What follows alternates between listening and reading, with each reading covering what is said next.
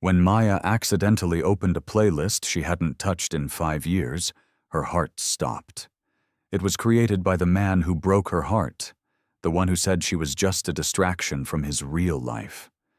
But he'd been adding songs to it every single day since their breakup. 1,125 songs for 1,125 days without her. The most recent song was uploaded yesterday at 3:47 in the morning. Then she saw the notification that made everything change. Julian Sterling is currently listening to this playlist. Hello, beautiful Pride family. Welcome back to another enriching story. Your unwavering support means the world to me, and I'm committed to bringing you even more heartwarming stories as I continue to grow and evolve every day. If you're joining us for the first time today, please drop a comment letting us know where you're tuning in from. Don't forget to hit that subscribe button to officially become part of our Pride family. Now, without further ado, let's dive into today's captivating story. Maya Thorne had always believed that heartbreak had an expiration date, that 5 years was more than enough time to purge a man from your system, to stop seeing his face in crowds, to stop measuring every new possibility against the ghost of what you once had. She was wrong. It was a Thursday night in late October when her carefully constructed immunity shattered. The rain hammered against the single window of her studio apartment in Brooklyn, the kind of relentless downpour that made the whole city smell like wet concrete and regret. She'd worked a double shift at the cafe. Her feet ached, her hands smelled like coffee grounds and cleaning solution, and she'd received her third rejection email from a Manhattan gallery that week. The message had been brief, clinical, devastating in its politeness. Your work doesn't align with our current vision. We wish you the best in your artistic endeavors. She was 28 years old, still struggling, still fighting for a dream that seemed to slip further away with each passing year. The bottle of wine she'd bought at the corner store, cheap red that would probably give her a headache, sat open on her thrift store coffee table. She'd already poured her second glass, and it was the 5-year anniversary. 5 years to the day since Julian Sterling had looked at her with those storm-gray eyes and told her she was a distraction he couldn't afford, that their 6 months together had been a beautiful mistake, that she didn't belong in his world. 5 years since the only man who'd ever made her feel truly alive had walked out of her life like she was nothing. Maya pulled her silk bonnet tighter over her braids, wrapped herself in the oversized blanket that lived permanently on her couch, and reached for her phone. She wasn't sure what she was looking for. Comfort, maybe. Or distraction. Anything to stop the spiral of memories threatening to pull her under. She opened Spotify, intending to play her usual playlist, the one filled with angry breakup anthems and songs about independence and not needing anyone. Her thumbs slipped. She accidentally clicked on a different playlist, one buried deep in her library, one she hadn't looked at in 5 years. For When You Miss Me. Her heart stopped, actually stopped, then started again with a painful lurch that made her press her hand to her chest. She should have deleted this years ago, should have purged it along with his photos and his text messages and the vintage t-shirt of his she'd stolen and finally thrown away 3 years into her healing. But somehow this playlist had survived, buried and forgotten in the digital graveyard of their relationship. The cover image was still the photo Julian had chosen. A blurry picture of their hands intertwined, her brown fingers laced through his pale ones, taken on some lazy Sunday morning when the world had felt infinite and kind. She could almost feel the texture of that moment, the warmth of his bed, the sound of rain so similar to tonight. The way he'd kissed her knuckles and told her she was the most beautiful thing he'd ever seen. Stop, Maya told herself. Stop doing this. But she was already scrolling through the songs, the Rihanna track from their first night together when she'd been performing at an open mic in the Village, and he'd been in the audience watching her like she was the only person in the room. The jazz instrumental he used to play on his vintage record player, the one that skipped in the same place every time. And he'd never fixed it because he said the imperfection made it real. The acoustic version of her own song, the one she'd written for him at 3 in the morning and played while he listened with his eyes closed, and something that looked like pain and wonder on his face. Her vision blurred. She blinked hard, refusing to cry over Julian Sterling again. She'd cried enough tears to fill a river. She was done. Then she kept scrolling and froze. New songs, dozens of them, hundreds, all added after their breakup. Her hand started shaking so badly she almost dropped her phone. She checked the dates, her breath coming shorter with each swipe. Songs added 1 year ago, 2 years ago, 3 years ago, all the way back to the week after he'd ended things. A mournful ballad about losing something precious, dated 5 days after he'd walked away. This wasn't possible. This playlist was supposed to be a relic, a preserved moment in time from when they'd been together. But Julian had kept adding to it for 5 years. The most recent song made her whole body go cold. Uploaded yesterday at 3:47 in the morning. A haunting ballad about regret and second chances. The kind of song you listened to when you couldn't sleep, when the weight of your mistakes pressed down on your chest until you couldn't breathe. Her fingers trembled as she clicked on the playlist description, something she'd never paid attention to before. The words on the screen made the room tilt. 125 songs for 125 days without you. I'm sorry, Maya. I've always been sorry. A song for every single day they'd been apart. The wine glass slipped from her other hand, red liquid spreading across her already stained coffee table. She didn't notice. She was counting, actually counting. Her math degree from college finally useful for something besides calculating tips. 125 days. 5 years exactly. He'd been keeping track down to the day, adding a song every single day for 5 years. The walls she'd spent 5 years building. Brick by careful brick. Therapy session by therapy session. Meditation and affirmations. And convincing herself that Julian Sterling had been nothing but a cold billionaire who'd used her as a temporary distraction from his real life. Those walls began to crack because this wasn't the behavior of a man who'd moved on. This was obsession. This was devotion. This was 5 years of silence that screamed louder than words ever could. She clicked on one of the songs from 2 years ago, a raw acoustic track about loving someone you couldn't have. Then another from 3 years ago. Then one from last month. Each one felt like a message, like he was trying to tell her something, like he'd been having a conversation with her for 5 years, and she'd never known she was part of it. Her phone buzzed with a notification banner that made her heart stop for the second time in 10 minutes. Julian Sterling is currently listening to this playlist. He was online right now at 2 in the morning on a rainy Thursday night, listening to the same song. She was listening to the same playlist that had become a 5-year archive of longing and regret. Maya stared at the notification until it disappeared, then pulled up the playlist again. The little green dot next to his profile picture confirmed it. Active now. She could see what song he was playing.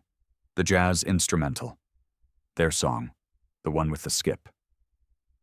Was he remembering the same mornings she was, the same moments? Was he in his penthouse alone thinking about her the way she'd spent 5 years trying not to think about him? Her chest tightened with something that felt dangerously close to hope. And hope was the most terrifying thing of all. Because hope meant vulnerability. Hope meant risking the kind of pain that had nearly destroyed her 5 years ago. She scrolled to the bottom of the playlist where there was an option to add songs. Her finger hovered over it. 5 years of silence. 5 years of convincing herself she was over him, that she'd moved on, that Julian Sterling was just a beautiful mistake in her past.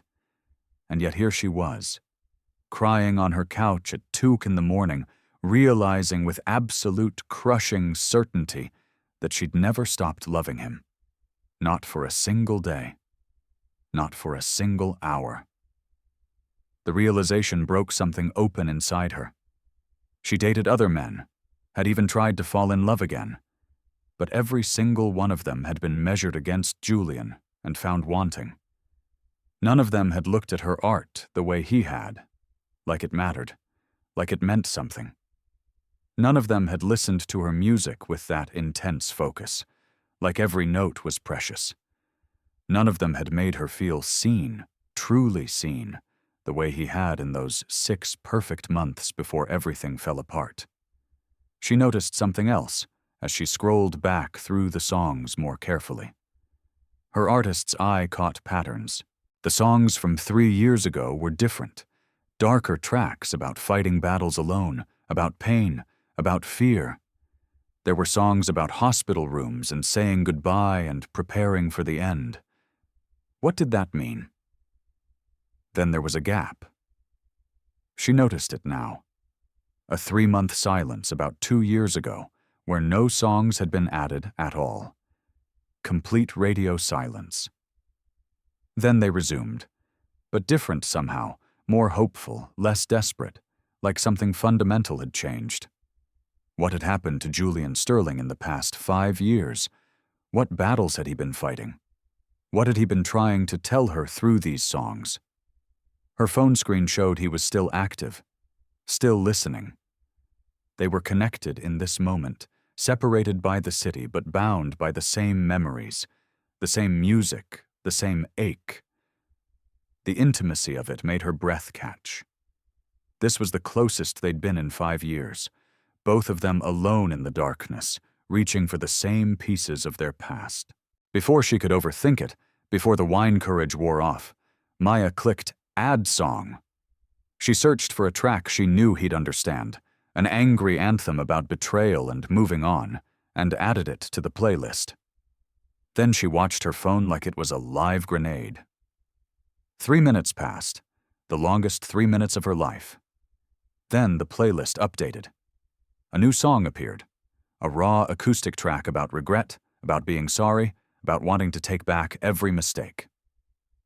He'd responded.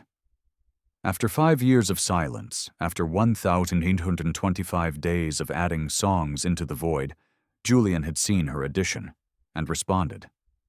They were communicating through music, through the only language that had ever really worked for them. They were finally having the conversation they should have had 5 years ago. Her hands shook as she added another song. Something defiant about not looking back, about being strong, about survival. He responded within 2 minutes this time, a song about unfinished love, about stories that weren't supposed to end, about finding your way back. The exchange became fevered, desperate. Her adding songs about independence and healing. Him adding songs that sounded like apologies set to music, like prayers, like a man drowning and reaching for shore. 20 songs passed between them in an hour. The sun would be up soon. She had to work in 5 hours. None of it mattered. Then the playlist updated with something that made her whole world tilt. Not a song. A voice memo. Maya stared at it for a full minute before she found the courage to click play. Then Julian's voice poured through her phone speakers, deeper than she remembered, rougher, thick with emotion, and she was 23 years old again, listening to him talk about art and music and dreams while the world stood still. Maya, I know you're listening. I know I don't deserve a response. I know I have no right to ask anything of you after what I did. But if there's any part of you that remembers what we had, any piece of your heart that hasn't completely closed to me, please meet me. Saturday night, 8 Wahua, the rooftop garden at the Bowery Hotel, where we had our first kiss. I need to see you. I need to explain. I need to... God, I just need to see your face again. Please, Maya. His voice cracked on her name, and she heard him take a shaky breath before the recording ended. She played it again and again and again, listening not just to the words, but to what lived beneath them. Exhaustion, loneliness, a kind of bone-deep weariness that spoke to years of suffering. This wasn't a man who'd forgotten about her and moved on. This was a man who'd been carrying the weight of their ending every single day. She could hear it in every syllable. The smart thing would be to ignore this, to protect herself, to remember that Julian Sterling had walked away once and could do it again.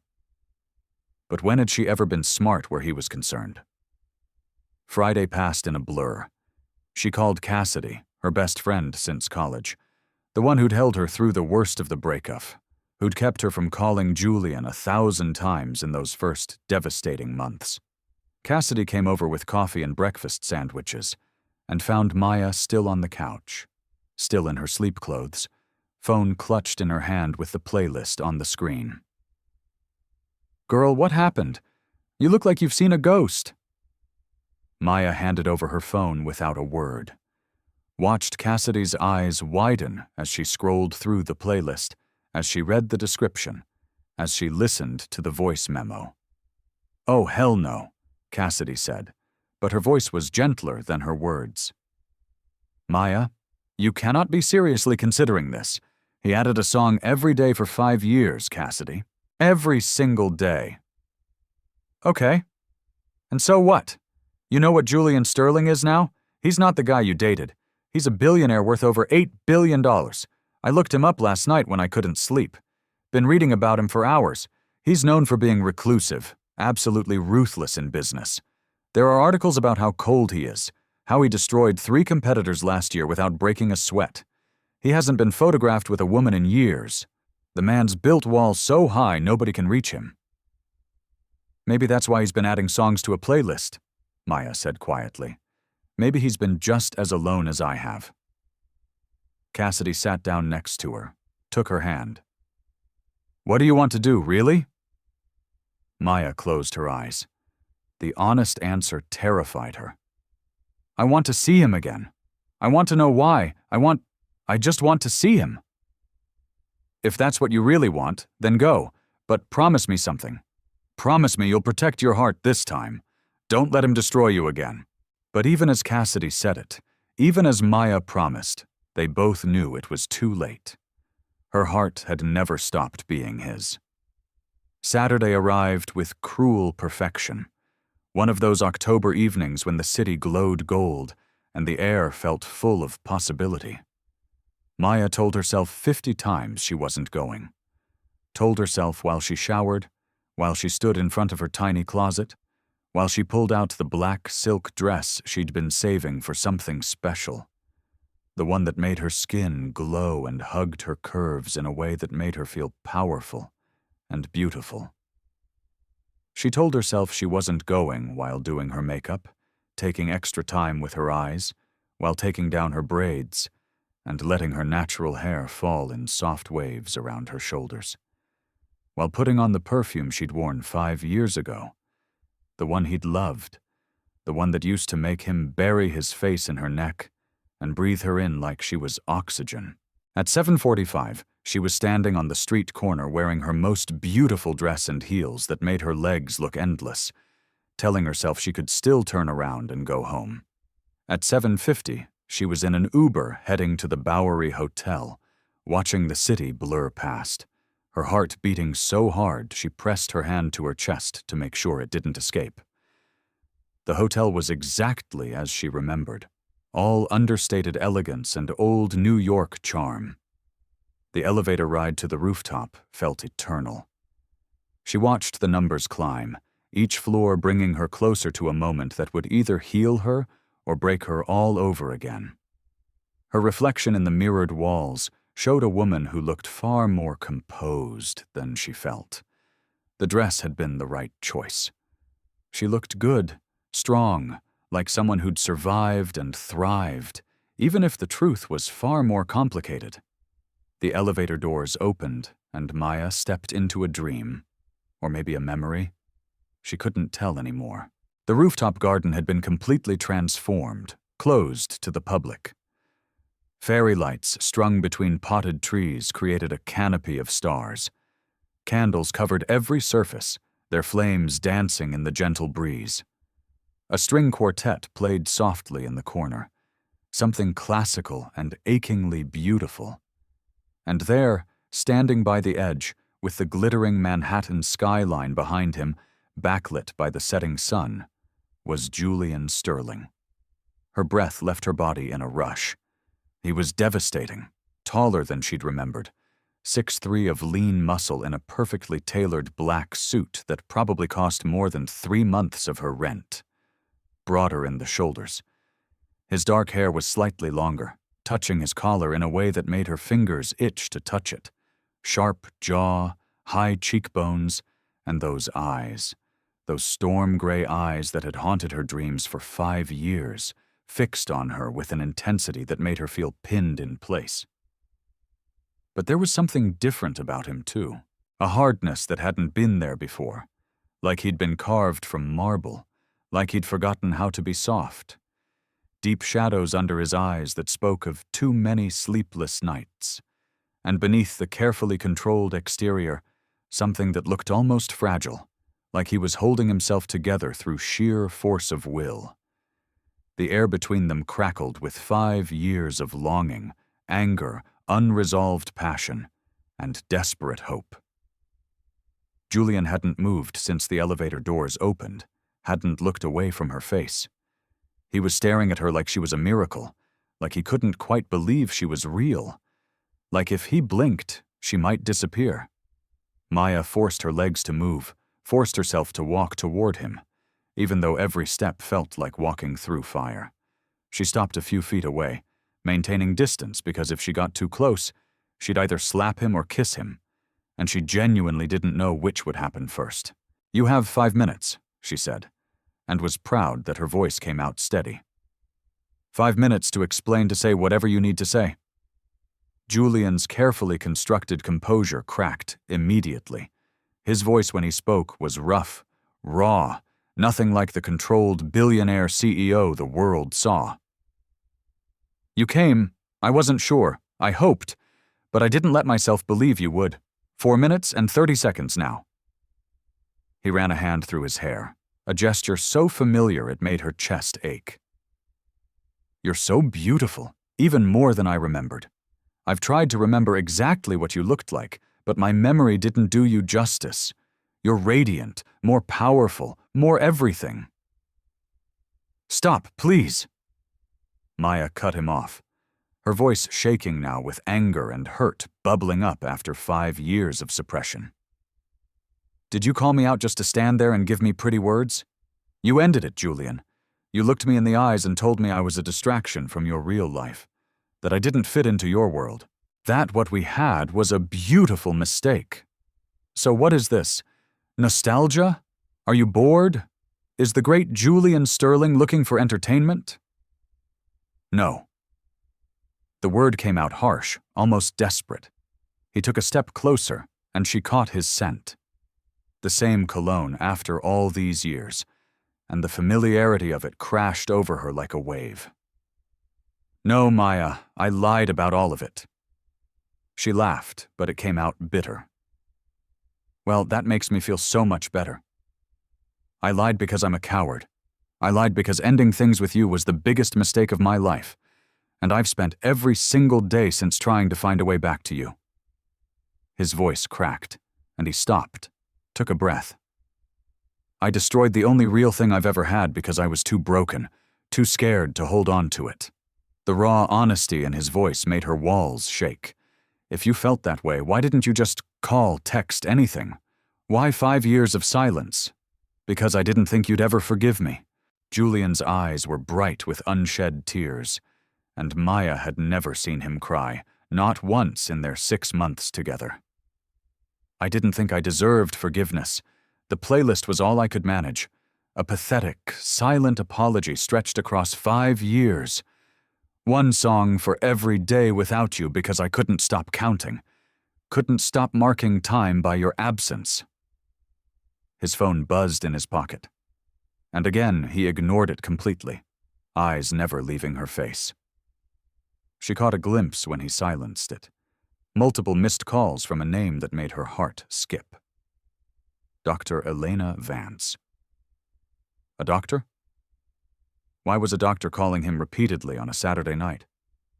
Julian, she started, concern bleeding through her anger. Who is that? Who keeps calling you? It's nothing, he said too quickly. Just business. That's a lie. Try again. Before he could answer, the string quartet shifted into a new song, and Maya's heart nearly stopped for the third time that night. Their song, the jazz instrumental from his record player, the one with the skip. He'd arranged for them to play their song. Julian extended his hand, palm up, and his voice was barely a whisper. Dance with me, please, just one song. This was a mistake. She knew it with absolute certainty, knew that taking his hand would undo all the healing, would bring down every wall she'd built. But she did it anyway. Let her palm slide against his, and gasped at the electricity that shot through her entire body at the contact. His hand closed around hers like she was precious, like she was the only thing keeping him tethered to earth. They moved together, and it was like no time had passed at all. His other hand settled on her waist, burning through the silk of her dress. Her free hand came up to his shoulder. They swayed slowly to the music, not really dancing, just holding each other. And Maya felt her resolve crumbling with every second. Why did you really end it? She asked against his chest, her head somehow having found its way to rest there, his heart thundering beneath her ear. What were you protecting me from? Julian tensed against her, every muscle going rigid. My father, the company. There were things happening I couldn't control, situations spiraling that I couldn't let touch you. I thought I was doing the right thing, keeping you safe from the darkness of my world. Maya pulled back to look at him, and her eyes were blazing. You didn't protect me. You made the choice for both of us. Decided I was too fragile, too weak to handle your life. That's not protection, Julian. That's control. That's arrogance. He flinched like she'd struck him, actual pain crossing his face. You're right. You're absolutely right. I was arrogant and stupid and convinced myself you'd move on, find someone better, someone who could give you a normal life, someone who deserved you. And what were you going to do? Maya's voice broke, tears finally spilling over. Just torture yourself with a playlist forever. Add songs and pretend that was enough. Yes, Julian said simply, and the honesty of it stole her breath. The playlist was all I had left of you, all I allowed myself to have. Every song was a conversation I couldn't have.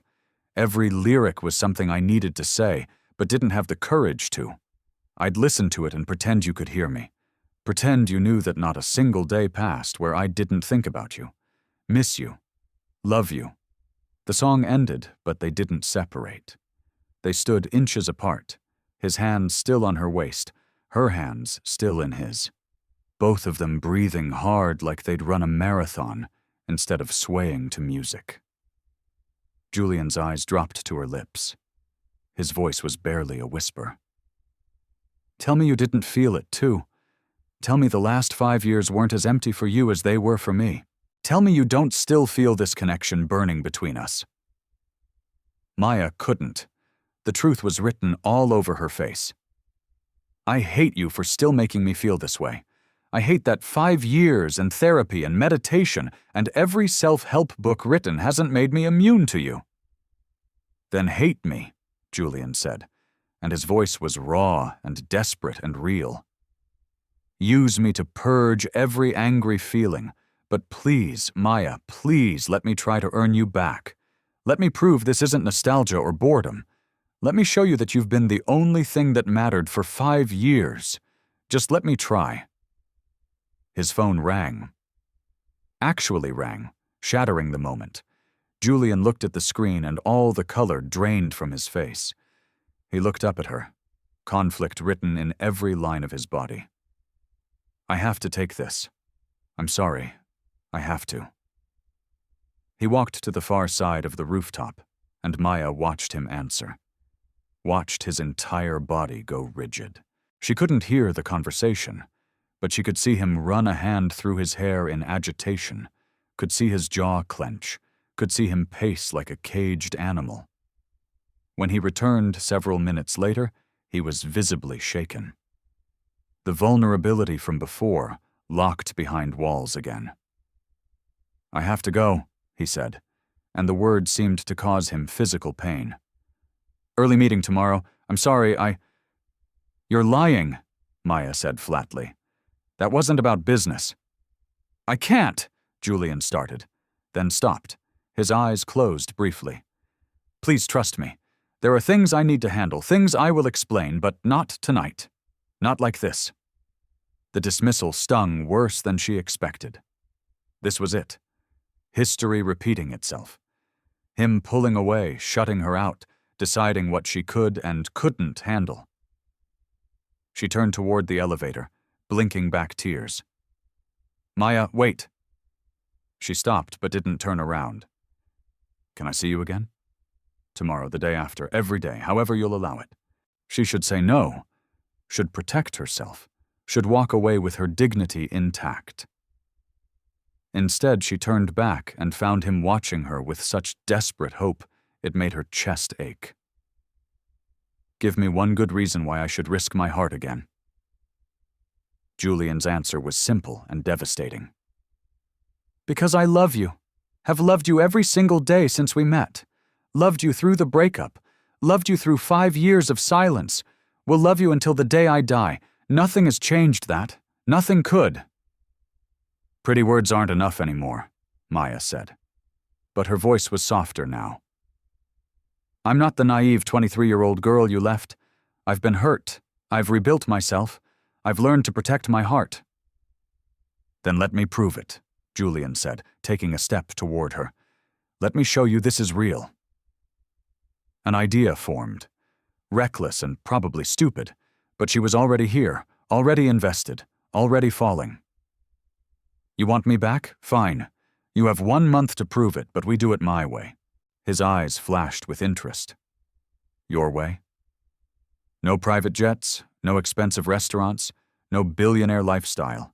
If you want me, you exist in my world, my Brooklyn apartment, my struggling artist life, my real world. We'll see how long the great Julian Sterling lasts, living like a normal person. Something dark and possessive crossed his face. He closed the distance between them in 2 strides. I'll live in a cardboard box if it means being near you. I'll give up every luxury, every comfort. None of it has ever meant anything without you anyway. He caught her hand, turned it over, and pressed a slow, deliberate kiss to her palm. The touch of his lips against her skin sent fire through her veins. You have 1 month to try resisting me, but I already know how this ends. How? Maya breathed, caught in the intensity of his gaze. With you in my arms, in my bed, in my life forever? When I commit to something, I don't lose, and I've never been more committed to anything than winning you back. She pulled her hand away, heart racing. We'll see. Monday morning, she said, backing toward the elevator. 6 a.m. If you're serious, you'll be at my apartment. I'll text you the address. I'll be there, Julian said. I'd cross fire to be there.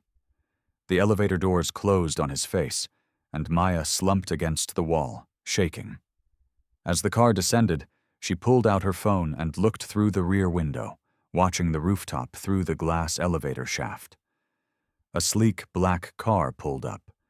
A woman stepped out, elegant, professional, around 45, carrying a medical bag. She approached Julian with obvious concern, touching his arm, speaking urgently.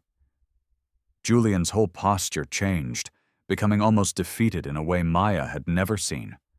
The woman was clearly Dr. Elena Vance.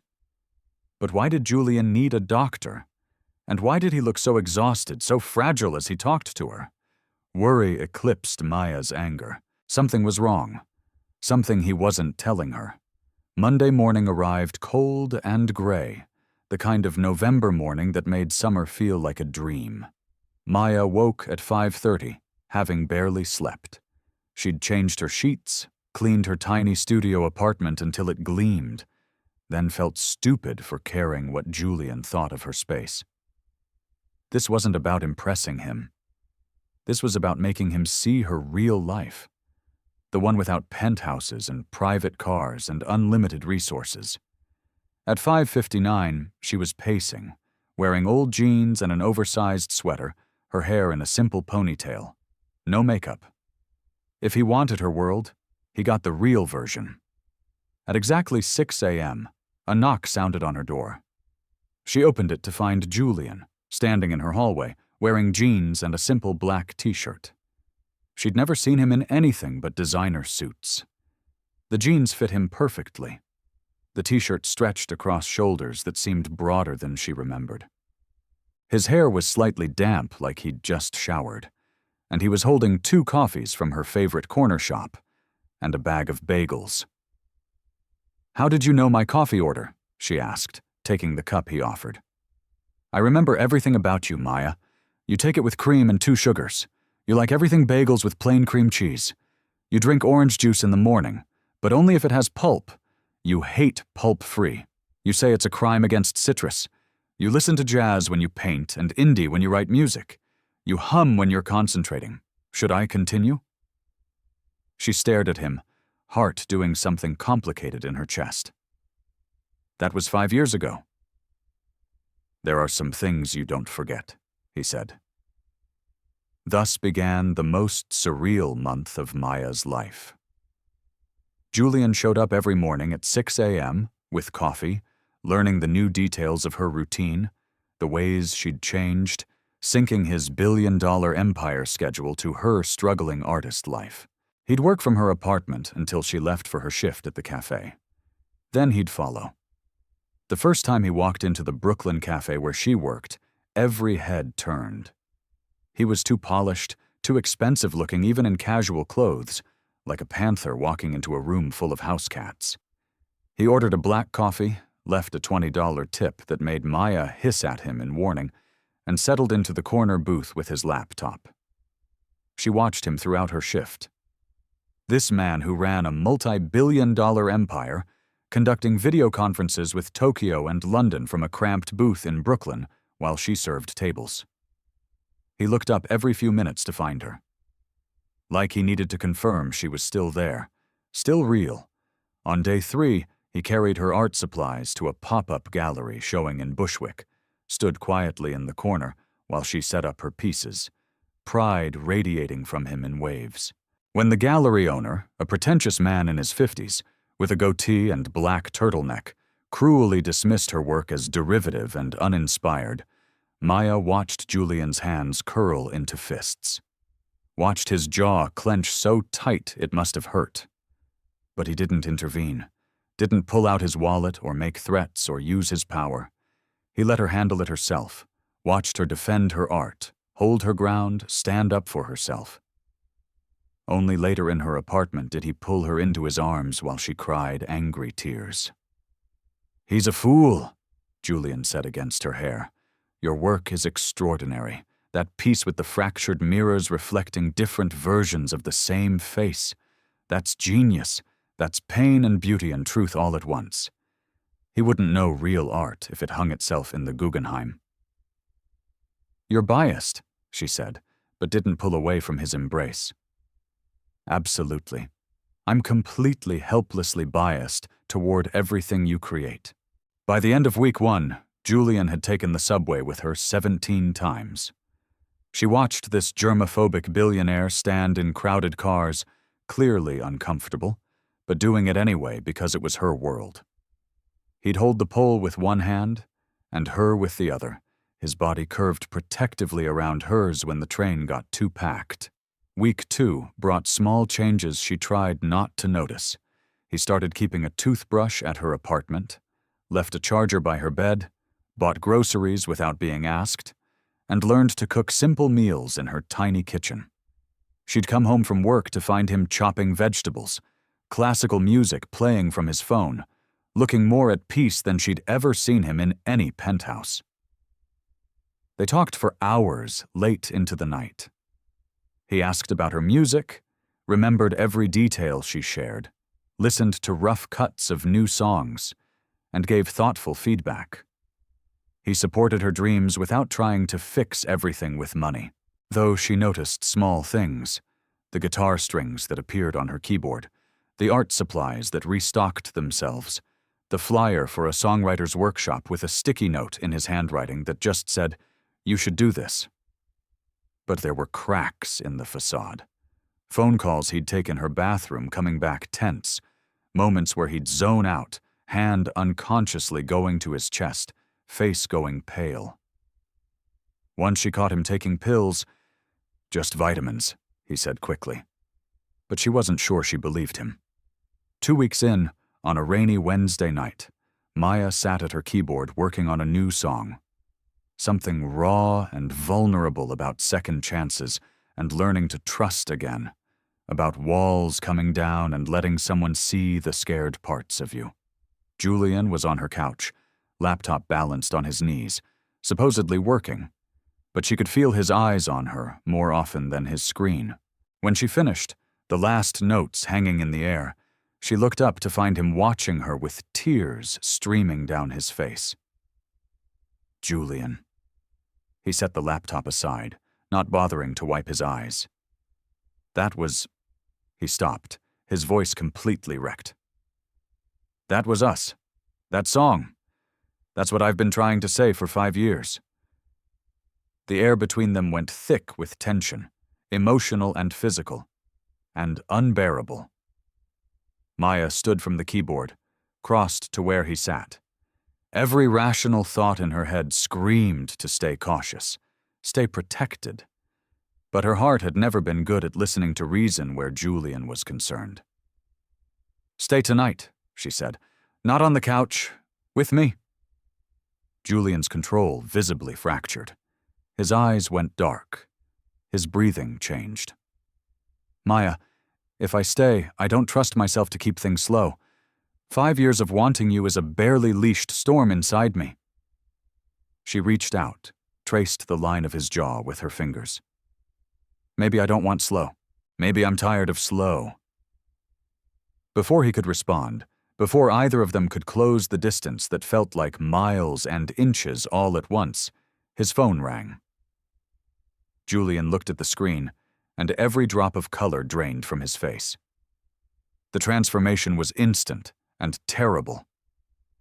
The vulnerable man who'd been crying at her music vanished, replaced by the controlled CEO, all walls up. "I have to take this," he said, already standing, already moving away. "It's urgent." He stepped into her tiny bathroom, and even through the door, Maya heard raised voices, his voice tight with stress. Another voice, female, insistent. She caught fragments. "I need more time. She can't know yet. Elena, please just give me until the end of the month." When he emerged 15 minutes later, he was completely shut down. The intimacy of moments ago had evaporated like it never existed. "I have to go," he said, not meeting her eyes. "Early meeting tomorrow."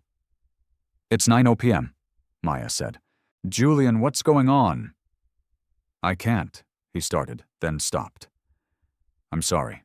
I'll see you tomorrow morning." He kissed her forehead, chaste and almost sad, and left. Maya stood in her apartment, confused and hurt, and increasingly certain that Julian was hiding something big, something that might destroy them all over again. She called Cassidy. "I need you to find out everything you can about Julian Sterling. Not the business stuff, the personal stuff, medical records if you can find them, charity work, anything unusual from the past 5 years." Cassidy was quiet for a long moment. You sure you want to go down this road? Some things, once you know them, you can't unknow. I need to know what I'm getting into. Please, Cassidy. I'll see what I can find. 3 days later, Cassidy showed up at Maya's apartment with a folder. Her face was serious, almost sad. You need to sit down for this. Just tell me. Cassidy opened the folder, spreading documents across the coffee table. Public records, charity fundraising initiatives, medical research donations, hospital board appointments, all dated and documented. 3 weeks before Julian ended your relationship 5 years ago, he collapsed during a board meeting. He was rushed to the hospital and diagnosed with a genetic heart condition, a faulty valve, degenerative, life-threatening. Maya's world tilted. What? The prognosis was devastating. 2 to 5 years to live without surgery, but the surgery was highly experimental, only a 40% survival rate. Most doctors recommended against it, said he should get his affairs in order. No, Maya whispered. No, he would have told me. Look at the timeline, Cassidy said gently. The breakup happened 1 week after his diagnosis. The room spun. 1 week he'd found out he was dying. And 1 week later, he'd ended things. Not because she wasn't enough. Not because she didn't fit into his world. Because he was dying and didn't want her to watch. There's more, Cassidy continued. For 3 years he ran his company while slowly dying. Made arrangements, set up foundations, prepared for the end. Then 2 years ago, he underwent the surgery. Dr. Elena Vance was his cardiac surgeon. She's now his recovery specialist. He's been in remission and healthy for 2 years. 2 years? He'd been healthy, alive, recovered for 2 years, and never reached out. Why? But wait, Cassidy said. There's something else. These financial records over the past 5 years. You've received a lot of financial help, right? Maya nodded slowly. My student loans got paid off. $47,000. Some anonymous benefactor through the university. And I got that art grant for $30,000. And a mysterious investor bought my entire gallery collection for $15,000 when I was about to give up. And my landlord said someone paid 6 months' rent when I was going to be evicted. All of it traces back to Julian. Shell companies, charitable foundations he established, anonymous trusts. He's been bankrolling your life for 5 years, making sure you were okay, making sure your dreams survived even if he didn't. Maya couldn't breathe, couldn't process. Everything she thought she knew was wrong. The anger, the hurt, the abandonment, it all reconfigured into something more complex, more painful, more devastating. She looked at Cassidy. I need to see him right now. It was 9 p.m. when Maya arrived at Julian's penthouse building, the folder clutched in her shaking hands. The doorman tried to stop her, but she pushed past, took the private elevator that required a key, used the emergency override that set off alarms she didn't care about. The elevator opened directly into his penthouse, and Maya stepped into a space that made her heart break. It was massive, floor-to-ceiling windows overlooking the glittering city. High-end furniture that looked like it had never been sat on. Art on the walls that probably cost millions. And it was completely impersonal, like a museum, like a hotel, like a place where no one actually lived, just existed. Julian appeared from another room, clearly having just gotten out of the shower, wearing sweatpants and nothing else. His hair was wet, chest bare, and Maya saw it for the first time. The scar, a long, brutal line down the center of his chest where they'd cracked him open to save his life. Her breath caught. Oh, God. Julian saw where she was looking, and something in his face just crumbled. You know? She threw the folder at him. It hit his chest and papers scattered everywhere. Tell me all of it. No more secrets. No more protection. I want the truth. Julian stood frozen as papers scattered around his bare feet. his chest rising and falling rapidly, that brutal scar a testament to pain she'd never known about. The distance between them felt like the Grand Canyon, and a single breath all at once. "I was diagnosed 3 weeks before I ended things with you," he said, his voice completely stripped of the control she'd grown used to. "Hypertrophic cardiomyopathy with severe left ventricular outflow obstruction. Do you want the medical jargon, or do you want the truth?" "They told me the truth," Maya whispered. "My heart was killing me slowly. The valve was faulty, genetic, degenerative. They gave me 2 to 5 years without intervention, with surgery, experimental surgery that had killed more patients than it saved. I had a 40% chance. 40%, Maya. The odds of me dying on that table were higher than the odds of me surviving." She pressed her hand to her mouth, tears already streaming.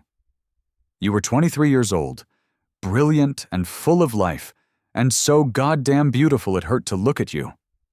We'd been together 6 months, 6 perfect months, where I got to pretend I was normal, that I was just a man falling in love with an extraordinary woman.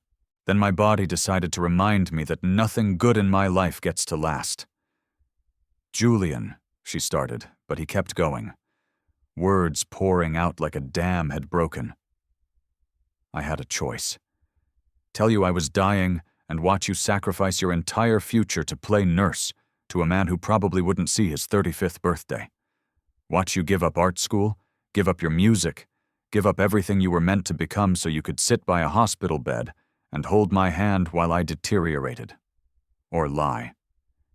Tell you that you didn't fit into my world, that you were a distraction, make you hate me enough to move on and live the life you deserved." "That wasn't your choice to make," Maya said, her voice breaking. "You didn't get to decide what I could handle." "I know," Julian said, and he looked devastated. "I know that now. But I was terrified and dying, and I couldn't. I couldn't let you waste your beautiful life on someone who had no future. You talked about your dreams constantly, galleries you wanted to show in, songs you wanted to write, places you wanted to see. How could I trap you in my tragedy? So you just left," she said. "Broke my heart and left." Breaking your heart was the hardest thing I've ever done. Harder than the surgery. Harder than thinking I was going to die because I had to look at you and lie. Had to watch your face when I told you that you didn't matter, that what we had wasn't real. Had to walk away while you cried and not turn back. "The student loans," Maya said, her anger flaring through the grief. "The grants, the mysterious investor, the rent payments. You've been controlling my life for 5 years. Julian flinched. "Not controlling. Never controlling. But you were going to quit art school when we were together. Remember? You told me you couldn't afford it anymore. That you were going to work full-time. I couldn't let that happen. So, yes, I used my money to make sure you got the education you deserved, the opportunities you'd earned. I broke your heart, but I wasn't going to let you break your dreams. Without asking me, without telling me, do you know how that feels? Finding out that every success I've had might have been bought." "No," Julian said sharply, stepping toward her. "No, Maya. I gave you opportunities, but your talent is your own. Your art is your own. Your success is because you're extraordinary, not because of my money. I just made sure financial barriers didn't stop you from showing the world what you could do." "You had the surgery 2 years ago," she said. "And this was the part that hurt most." 2 years, Julian. You've been healthy and alive and in remission for 2 years. Why didn't you come back to me then?" His face crumpled, and for the first time since she'd known him, Julian looked completely broken. "Because I didn't know how. I spent 3 years preparing to die, made peace with never having a future, set up foundations, arranged my affairs, said goodbye to everything I'd ever wanted. When I survived, when I woke up from that surgery and they told me I was going to live, I didn't know how to come back to life." "What does that mean?" "It means I was a coward," Julian said, his voice raw.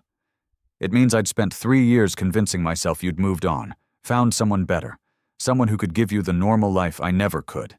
It means I was too ashamed to face you after what I'd done, too broken to hope you'd ever forgive me. The playlist was all I could manage, adding songs every day, hoping somehow you'd feel my love across the distance, knowing it wasn't enough, but unable to do more. Maya was crying openly now, grieving for what he'd gone through alone, angry about the secrets, heartbroken that they'd lost years they could have had. I should have been there for the surgery, for the recovery, for all of it. That's exactly why I didn't tell you, Julian said, because you would have been there, would have put your entire life on hold for me, and I loved you too much to let you do that. Love, she said bitterly. You call that love? Yes, he said simply. Letting you go was the most loving thing I've ever done. It was also the stupidest because I didn't account for the fact that I'd never stop loving you. That 3 years of dying wouldn't kill it. That 2 years of recovery wouldn't heal it. That 5 years of distance wouldn't diminish it. You've been the only thing that mattered every single day. She wanted to hit him and hold him in equal measure. Wanted to scream at him for the lost time and thank him for trying to protect her and curse him for thinking she needed protection. The complexity of it was overwhelming. I need time, she said, to process this. All of it. The hope that had been building in his eyes died. How much time? I don't know, she said honestly. It's too much, Julian. She turned toward the elevator, and his voice stopped her, desperate and wrecked. I have loved you every single day, Maya. Dying didn't stop it. Living hasn't stopped it. Nothing will ever stop it. You've been my first thought every morning and my last thought every night for 5 years. If you need time, take it. Take all the time you need. But please, please know that I'm not going anywhere. Not again. Not ever. Maya didn't turn around. Couldn't. Because if she looked at him, broken and bare and scarred in the middle of that cold penthouse, she'd crumble. The elevator doors closed on his devastation and hers. She spent 3 days in her apartment, blinds closed, phone on silent, alternating between crying, rage, and listening to the playlist on repeat. Every song took on new meaning now. They weren't just regret. They were goodbye songs, love songs from a man who thought he'd never see her again. The weight of his suffering, the 3 years he'd spent preparing to die while still thinking of her, adding songs like prayers, it crashed over her in waves. Cassidy came and went, bringing food. Maya didn't eat, sitting in silence because there were no words for this kind of pain. On the 4th day, Maya finally spoke. He went through surgery alone. Cassidy nodded. Yeah, he did. Recovered alone. Has been living in that empty penthouse, too broken to reach out, too scared to hope. Also true. I've been so angry about being abandoned that I never considered what it cost him to leave. He lied to you, took away your choice. Those are real hurts, Maya. But so is what he went through. Both things can be true. Maya looked at her friend. I still love him after everything. I still love him. I know, baby. I know. Cassidy made calls, talked to Julian's assistant, and reported back. He's gone to his estate in the Catskills, the place he goes when the world becomes too much. He's been there since you left? Maya made a decision. She borrowed Cassidy's car and drove north, watching the city give way to trees, to mountains, to snow that had started falling in soft, fat flakes that blanketed the world in quiet. The estate was massive, a modern glass and stone structure that somehow felt abandoned despite its beauty. She found Julian on the back terrace, overlooking a frozen lake, wearing just a black sweater despite the cold, staring at nothing. You're going to freeze to death, she called out. After all that medical intervention, it would be a terrible waste. Julian turned, and the hope and fear and desperate longing on his face nearly broke her. He whispered her name like a prayer, like he couldn't believe she was real. Maya walked toward him slowly, snow crunching under her boots. "You're an idiot. A noble, self-sacrificing, infuriating idiot. You should have told me. Should have let me love you through it. Should have trusted me with the truth." "I know," Julian said. "Maya, I know. I'm sorry. Stop," she interrupted. "I understand why you did it. I hate it. I hate that you made that choice alone. I hate that we lost 5 years. I hate that you went through surgery and recovery without anyone holding your hand. But I understand." His breath caught. "Does that mean—" "It means if we move forward. And that's an if. You don't get to make those choices for me anymore. No more secrets. No more protecting me from hard things. We're partners, or we're nothing." "Partners," Julian repeated. Like the word was sacred. "Yes, anything. Whatever you need." "Even secrets about how desperately you love me?" Maya asked, and there was the smallest hint of softness in her voice. Julian's answering smile was tentative. "Especially those. I have so many of those secrets, Maya. Do you want to know how many nights I've fallen asleep listening to recordings of your voice? How I've kept every photo, every video, every scrap of our time together?" "You kept recordings?" He looked almost ashamed. "Voice memos, videos, a dying man's desperate attempt to hold on to the only heaven he'd ever known." "Show me," she said. They went inside, and Julian led her to his study, a room that was somehow less impersonal than the rest of the house. He pulled up files on his laptop, hands shaking slightly. Videos of them together from 5 years ago, selfies she'd forgotten about, a recording of her singing in his apartment, her voice young and unpolished, but full of joy. He'd maintained a digital archive of their entire relationship. But then he showed her something else, and her breath caught. A folder labeled After. Inside were photos of her he'd taken from a distance over the past 5 years. Her at art shows laughing with Cassidy, performing at open mics, head thrown back in song, walking through Brooklyn, coffee in hand, lost in thought, candid shots that showed he'd been unable to completely stay away. "You've been following me," she said. But there was no accusation in it. Just wonder. "I couldn't help it," Julian admitted. "I needed to see that you were okay, that you were happy, even if I couldn't be the one making you happy. I know it borders on obsession. I know it's probably not healthy, but I couldn't let you go completely. Couldn't exist in a world where I didn't know if you were safe."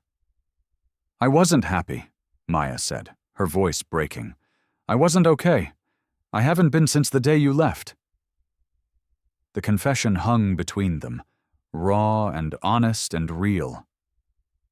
"Have you ever loved someone so much that letting them go felt like the only way to save them?" Julian reached for her face, then hesitated, asking permission with his eyes. "Tell me I haven't completely destroyed any chance we had. Tell me there's something left to salvage." Maya's answer was to close the distance between them and kiss him. The kiss was 5 years of longing, desperation, love, and need compressed into a single moment. Julian responded like a drowning man finding air, his hands cradling her face like she was precious, like she might disappear. The kiss deepened, hungry, almost desperate, both of them trying to say everything words couldn't convey. "I love you," Maya gasped between kisses. "I've loved you this whole time. I tried not to, tried to move on, but you're in my blood, Julian. You're in every song I write and every piece I create and every breath I take." "Thank God," Julian breathed against her mouth. "Thank God, because I've been yours for 5 years, completely and utterly yours. And if you'd walked away, I don't know how I would have survived it." He lifted her, and she wrapped her legs around his waist, let him carry her through the house to his bedroom. What followed was intensely emotional and overwhelming, a reclaiming of each other, of lost time, of their future. Julian laid her on his bed like she was something sacred. "I need to see you," he said, his voice rough. "All of you. It's been 5 years and I've dreamed about this, about you every single night." Maya sat up, held his eyes as she pulled her sweater over her head. Then she watched him watch her, seeing the reverence in his gaze. When she was bare before him, she expected to feel vulnerable. Instead, she felt powerful. "Your turn," she whispered. Julian pulled his sweater off, and she saw the scar fully for the first time, long and brutal down the center of his chest, proof of how close she'd come to losing him forever. She reached out, traced it with trembling fingers. "Does it hurt?" "Not anymore, not physically." He caught her hand, pressed it flat against his chest where his heart thundered. "This hurt. 5 years of this heart beating without you. That was the real pain." Then he was lowering her back to the bed, his body covering hers, skin to skin, and it felt like coming home. Every touch was reverent, worshipful. His hands mapped her body like he was memorizing it, like he needed to confirm she was real. His mouth followed the path of his hands, kissing her shoulders, her collarbone, her breasts, taking his time, savoring. "Julian," she gasped, arching into him. "Please tell me what you need," he murmured against her skin. "Anything? Everything. I'll give you anything." "You," she said simply. "I just need you." When he finally slid inside her, they both went still, overwhelmed by the intensity of the connection. Julian's forehead dropped to hers, his breathing ragged. "I've missed you," he said, and his voice was wrecked. "God, Maya, I've missed you so much." They moved together slowly at first, relearning each other, but the 5 years of longing couldn't be contained. The pace increased, became desperate, almost frantic. Julian's hands gripped her hips hard enough to leave marks, and she wanted them, wanted proof tomorrow that this was real. "Look at me," he demanded. And when her eyes met his, the intensity there stole her breath. "I love you. Do you hear me? I love you. You're mine, and I'm yours, and nothing is ever going to separate us again." "Yes," she gasped, feeling herself climbing towards something inevitable. "Yes, my love. Yes." When she shattered, he followed immediately, her name a broken prayer on his lips. They collapsed together, tangled and gasping and whole for the first time in 5 years. Later, wrapped in his sheets, Julian traced patterns on her bare skin. His voice was quiet but fierce when he spoke. "I'm never letting you go again. I'll fight anything. My family, fate, the universe itself. You're mine and I'm yours, and that's forever." Maya propped herself up on her elbow to look at him. "Promise me something. Anything. If you're ever scared or sick or struggling, you tell me. No more protecting me from hard things. We face everything together." "I promise," Julian said, and sealed it with a kiss that tasted like forever. But even as Maya drifted to sleep, safe in his arms for the first time in 5 years, Julian's phone buzzed on the nightstand. He reached for it carefully, trying not to wake her. A text from his father, Alistair Sterling. "The board knows about her. Emergency meeting Monday. End this or face the consequences." Julian silenced the phone, deleted the message, and pulled Maya closer, his jaw clenched with determination. Let them try. Monday morning arrived with cruel efficiency. Julian told Maya about the board meeting over coffee in bed, his fingers tangled in her hair. "Your father wants to meet me?" Maya asked. "Wants to intimidate you into leaving?" "Actually, the board thinks you're a distraction, a liability, not suitable for the Sterling image." "And what do you think?" I think they can all go to hell, Julian said calmly. But I also think you should come with me. Let them say what they need to say. Then I'll say what I need to say, which is that they can accept you or lose me. And since I own 51% of Sterling Nexus and am the primary reason the company is worth $8 billion, I'm fairly confident which choice they'll make. Maya grinned despite her nerves. Confident, are we? When it comes to you, absolutely. The boardroom at Sterling Nexus was everything Maya expected. All glass and steel and power, floor-to-ceiling windows overlooking Manhattan. A massive table that probably cost more than her yearly salary. The board members were exactly as she'd imagined. Two older white men in expensive suits looking at her like she was something stuck to their shoe. And then there was Alistair Sterling. He was an older, colder version of Julian. Same gray eyes, but without any warmth. Same height, but harder, sharper. He looked at Maya like she was a problem to be solved. Miss Thorne, Alistair said, not bothering with pleasantries. I'll be direct. My son has responsibilities to this company, to the Sterling legacy. This relationship is inappropriate and needs to end. Inappropriate how? Maya asked calmly, even though her heart was racing. One of the other board members, a man with silver hair and a condescending smile, leaned forward. Miss Thorne, you're a struggling artist with no significant income or assets. The optics of our CEO dating someone of your, shall we say, economic status, raises questions about motivations. You think I'm after his money? Maya said flatly. Are you not? No, she said simply. I didn't even know Julian was sick. Didn't know about the surgery or the recovery. Certainly didn't know he'd been secretly funding my education. So, if I was a gold digger, I was remarkably terrible at it. Another board member chimed in. Regardless of motivations, Julian needs to consider a more suitable match.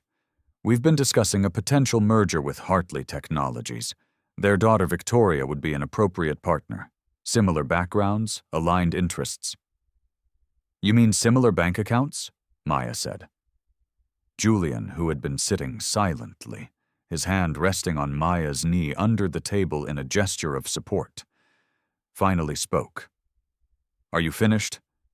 Son, Alistair started, but Julian stood slowly, every inch of him radiating controlled fury. I am not your son right now. Right now, I'm the CEO of this company and the majority shareholder, so I'd suggest you listen very carefully to what I'm about to say. The room went deathly silent. For 5 years, I did what you wanted. Ran this company, made you billions, expanded into 6 new markets, increased revenue by 300%. I did all of that while dying, by the way, while my heart was literally killing me. And through all of it, I pushed away the only woman I've ever loved because I thought I was protecting her from moments exactly like this. From your judgment, your cruelty, your small-minded obsession with image and legacy. Julian's voice was deadly calm, but Maya could feel him shaking with suppressed rage. Maya isn't a distraction. She's my reason for everything. She's brilliant and talented and the strongest person I've ever met. She survived and thrived without my money, built a life and a career on pure talent and determination. She's everything I've ever wanted and more than I deserve. He turned to face his father directly. You want to talk about appropriate? You abandoned Mother when she got sick because it was inconvenient for your image. You've been married 4 times to women who fit your ideal of suitable and been miserable in every single one. You've built an empire, but you've never built a life.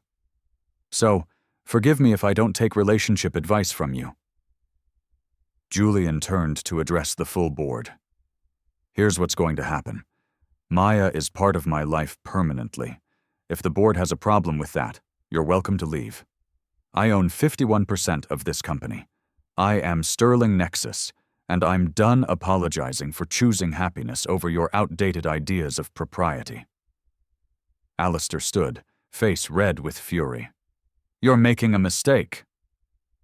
The only mistake I made was waiting 5 years to stand up to you, Julian said. Now, if you'll excuse us. He took Maya's hand and walked out of the boardroom without looking back. In the elevator, Maya saw how much that had cost him. He was shaking, the adrenaline and emotion catching up. She pulled him into her arms. "I'm so proud of you," she whispered. "That was brave. I should have done it 5 years ago," Julian said against her hair.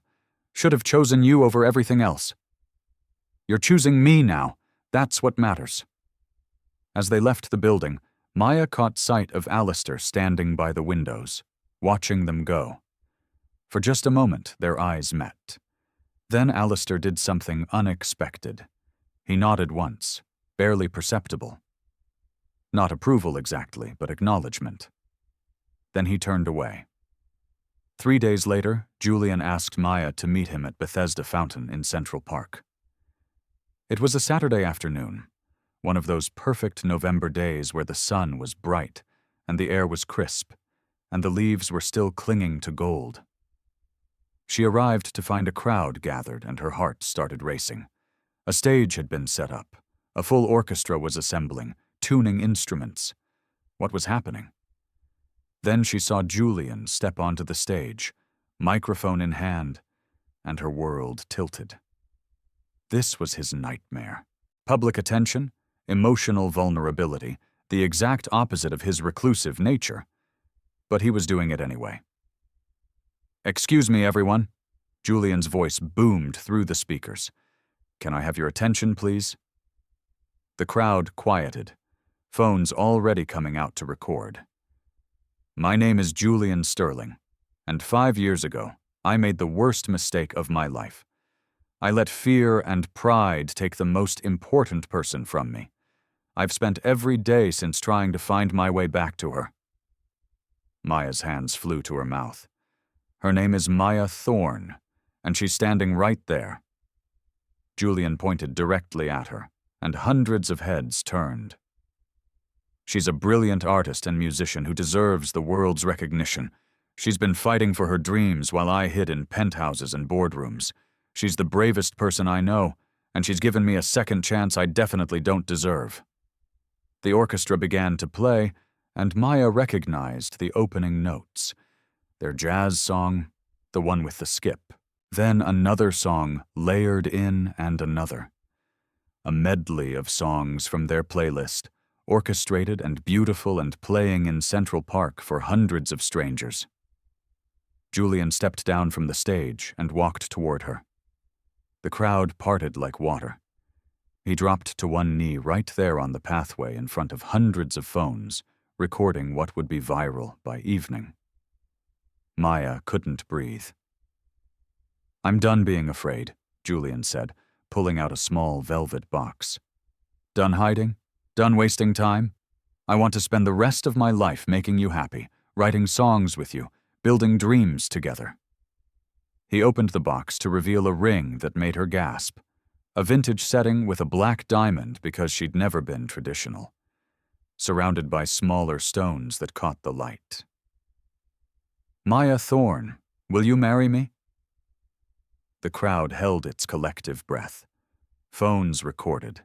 The orchestra swelled. "You're insane," Maya said, tears streaming down her face. "This is crazy. We've only been back together for weeks." 5 years and 3 weeks, Julian corrected. "I never stopped being yours. This isn't sudden, it's 5 years overdue. So please, please say yes." How could anyone say no to a love like this? How could she walk away from a man who'd loved her through dying, through recovery, through 5 years of distance, who'd stood up to his family, who'd gotten on his knees in front of the world, who'd orchestrated an entire proposal in Central Park despite hating public attention? "Yes," she said, and then louder so everyone could hear. "Yes, Julian, yes." The crowd erupted in cheers. Julian stood, slid the ring onto her finger, and it fit perfectly because, of course, he'd found a way to know her size. Then he lifted her off her feet and kissed her while the orchestra swelled, and the city watched, and phones recorded their moment for the world to see. When they finally pulled apart, breathless and laughing, they were surrounded by strangers congratulating them. But Maya caught sight of someone standing at a distance, Alistair Sterling, watching with an unreadable expression. She tensed, expecting confrontation, but then Alistair nodded, the same small acknowledgement from before, and turned to leave. Some of the tension in Julian's shoulders released. Maybe eventually there could be peace. The wedding happened 3 months later on a private beach in the Hamptons. Intimate, just close friends, and the family members who mattered. Cassidy stood as maid of honor, tears streaming down her face from the moment the ceremony started. Maya wore a simple white dress, backless and elegant, her natural hair crowned with fresh flowers. Julian wore a charcoal suit and cried openly when she walked down the makeshift aisle, completely undone by the sight of her. The ceremony was simple, heartfelt, perfect. When it came time for vows, Julian pulled out a piece of paper covered in his handwriting. Maya, every song I added to our playlist was a promise that I'd love you forever, that I'd find my way back to you, that you were worth fighting for. Today, I'm keeping those promises. I promise to face every hard thing with you, to never make decisions alone again, to love you in sickness and health, for real this time. I promise to support your dreams, to listen to every song you write, to stand in galleries and watch you shine. I promise to be your partner in everything, and I promise that 5 years from now, 10 years, 50 years, I'll still be adding songs to our playlist, still finding new ways to tell you that you're my everything. Maya's vows were simpler, but no less powerful. Julian, you've been my greatest pain and my greatest love. You've taught me that sometimes the bravest thing is letting someone in, even when you're scared, even when it might hurt. I promise to never let you suffer alone again, to hold your hand through every surgery, every fear, every hard day. I promise to face the world together, to build a life that's ours, not what anyone else expects. And I promise that every song I write for the rest of my life will have pieces of you in it, because you're woven into everything I create. When the officiant pronounced them married, Julian kissed her like it was the first time and the 1,000th time all at once, like she was air and he'd been holding his breath for 5 years. The reception was filled with music and laughter. At one point, Maya saw Julian talking to Alistair in a corner. The conversation looked tense, but ended with an awkward handshake. Progress. 6 months after the wedding, the Maya Thorne Gallery opened in Chelsea. A bright modern space funded by a joint foundation she and Julian had established for struggling artists. The opening was packed, her work finally getting the recognition it deserved. Pieces sold within the first hour. Gallery owners who'd rejected her before suddenly wanted meetings. Julian stood in the back watching her shine, pride radiating from him in waves. Alistair was there too, still stiff, still formal, but present. He stopped in front of one of Maya's pieces, a large canvas showing a heart fractured, but held together with gold thread. Kintsugi, Alistair said, the Japanese art of repairing broken things with gold. Making the brokenness part of the beauty? Maya agreed, not hiding the cracks but highlighting them. Alistair looked at her for a long moment. You're good for him. I didn't want to see it, but you are. He's more himself with you than I've ever seen him. It was the closest thing to approval she'd ever get, and she'd take it. 9 months into their marriage, Julian and Maya were in a professional recording studio, working on a collaborative project. They'd partnered with Sterling Nexus's new division, using technology Julian's company had developed to support emerging artists. Okay, your turn, Maya said, laughing. Sing the bridge. I can't sing, Julian protested. That's never stopped you in the shower. Come on, Billionaire. Show me what you've got. Julian's singing voice was terrible, completely off-key. But he tried anyway because she'd asked. The recording engineer was trying not to laugh. Maya was doubled over, tears streaming down her face from laughing so hard. "You're fired from this project," she gasped. "You can't fire me, I'm funding it," Julian said, pulling her into his arms and kissing her neck until she squealed. The video of their studio session, Julian's terrible singing and Maya's delighted laughter, went viral. People loved seeing the normally serious CEO being playful, being human, being desperately in love. 1 year after their wedding, they moved into a new apartment. Not the penthouse, not Maya's tiny studio, but something they'd chosen together. A loft in Tribeca with high ceilings perfect for her art, space for his books, room for her keyboard and his vintage record player. The walls were covered with her paintings. His collection of rare vinyl records lined shelves she designed. It was a perfect blend of both their worlds. On their first anniversary, they lay on their couch together, her head in his lap, his fingers gently playing with her hair. The playlist, now renamed from For When You Miss Me to simply Hours, played softly in the background. It had 2,473 songs. Now Julian added a new song, a ballad about forever love. The description read, "Every day with you, my love. Jay." Maya smiled, picked up her phone, and added her own song, a romantic acoustic track. Her description said, "Not long enough. Need forever and then some. M." They kissed slow and sweet and full of promise, tasting like home and future, and everything good. Later that night, as Julian slept beside her, Maya's hand rested on her still flat stomach, a small secret smile on her face. She'd taken the test that morning. They were going to have a baby. She'd tell him tomorrow, would watch his face light up with wonder and joy, would start a new chapter of their story. But tonight, she just listened to their playlist and felt grateful for second chances, for love that survived death and distance, for a man who'd added 1,025 songs and then kept adding them long after, who'd fought his way back to her, who'd chosen her over everything else. The playlist continued playing, a soundtrack to their life, proof that some love stories don't end.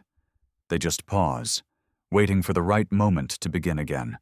Some things are worth fighting for. Some people are worth every song, every sacrifice, every second chance.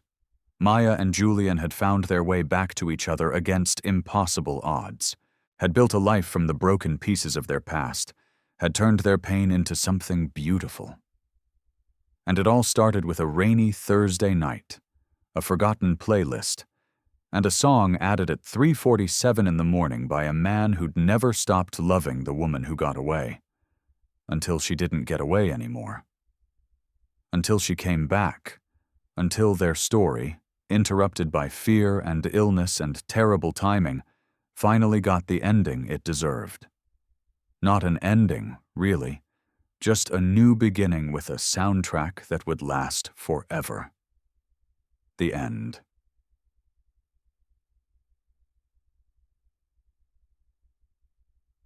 A deep moral lesson and life skill. The courage of radical honesty. If this story touched your heart, if you've ever believed in second chances or the power of love that refuses to give up, please subscribe to this channel. Share this story with someone who needs to hear that it's never too late to fight for what matters, that some connections transcend time and distance, that real love is worth every risk. The moral of the story. Julian believed that by leaving Maya and lying about his reasons, he was performing the ultimate act of sacrifice. However, the story teaches us a harsh but necessary lesson. Protection without consent is actually control. When you withhold the truth from someone to save them from pain, you are also robbing them of their agency and their right to decide how they want to live their life. True love is not about shielding someone from the storm. It is about trusting them enough to weather the storm together. Julian's silence didn't stop the pain. It only added 5 years of confusion and abandonment to the burden Maya was already carrying. The life skill. Navigating vulnerability. The most important life skill we can learn from Maya and Julian is the ability to be vulnerable when the stakes are highest. In our lives, we often build walls like Julian did, using wealth, status, or emotional distance to keep ourselves from getting hurt or from hurting others. But these walls eventually become our own prisons. To live a truly fulfilling life. 1. Stop making choices for others. Give the people you love the dignity of knowing the truth. Let them decide if they are strong enough to handle it. 2. Recognize that healing is not a solo journey. Julian tried to heal alone and failed for 3 years. He only truly began to live again when he reconnected with Maya. 3. Use your playlist. We all have ways we communicate when words fail. Find your medium, whether it's music, art, or small gestures, and use it to keep the bridge open, even when you're afraid to cross it. Drop a comment below and tell me, would you forgive someone who left you, even if they did it to protect you? I'll be reading every comment. Take care of yourself. I'll see you in my next story.